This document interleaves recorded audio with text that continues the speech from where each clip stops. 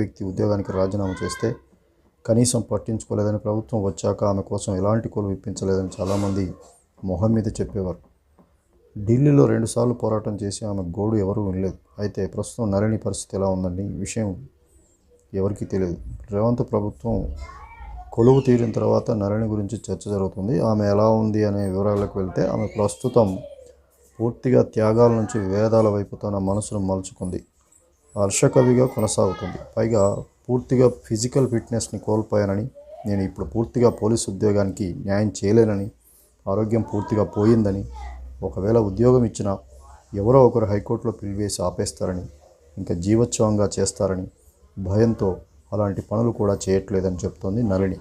ఇన్నేళ్ల తర్వాత కూడా తనను అందరూ గుర్తుపెట్టుకున్నందుకు సంతోషంగా ఉన్నా, నేను పూర్తిగా వేద మార్గంలో వెళుతున్నానని, దైవ చింతనలో బతుకుతున్నానని, సాత్వికంగా ఉంటున్నానని తెలిపారు. ఒకప్పుడు